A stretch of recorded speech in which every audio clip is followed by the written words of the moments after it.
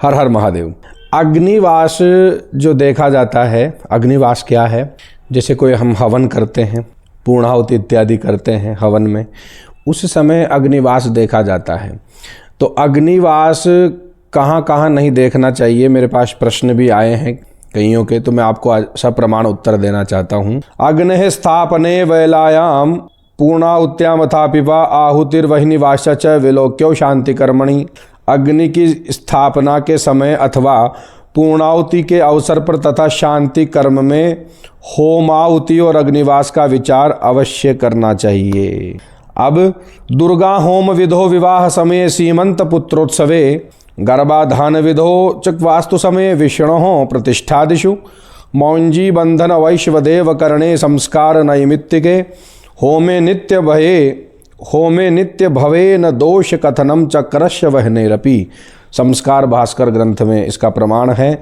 Durga home में, विवाह के अवसर पर, सीमंतोत्सव में या पुत्रोत्सव में, किसी अवसर में, गर्भाधान के समय में, वास्तु शांति के समय में, भगवान विष्णु की प्रतिष्ठा आदि समय में, व्रतबंध में यानी जनेऊ में, संस्कार में, वैश्वदेव संस्कार निमित्तक होम में, नित्य होम में, अग्नि के स्वर्ग तथा भूतल वास जनित दोष और दुष्ट ग्रहों के मुंह में होमाहुति निपात का दोष नहीं होता है। इन कार्यों में अग्निवास का विचार नहीं किया जाता है।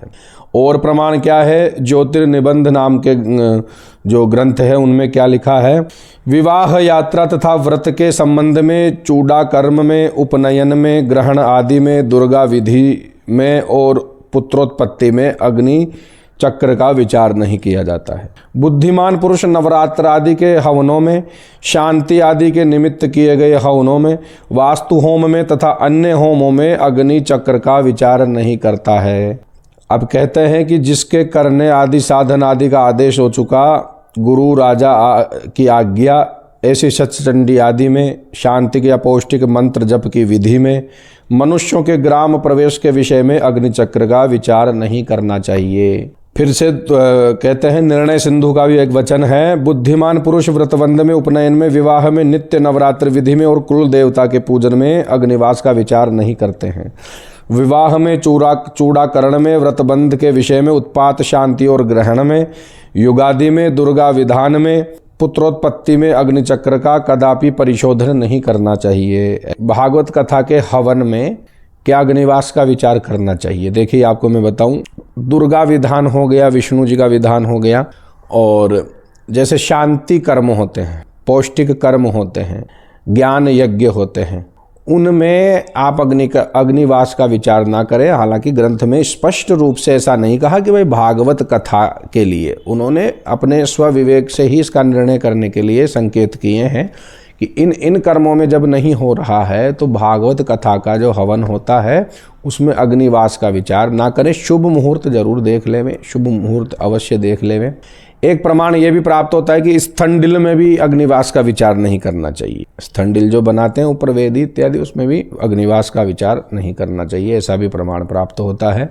तो इस प्रकार से मैंने आप सभी को प्रश्नों के उत्तर दिए हैं। आप फॉलो करके रखें, क्योंकि फॉलो करने से आपको तो लाभ प्राप्त होगा ही, मुझे भी लाभ प्राप्त होगा।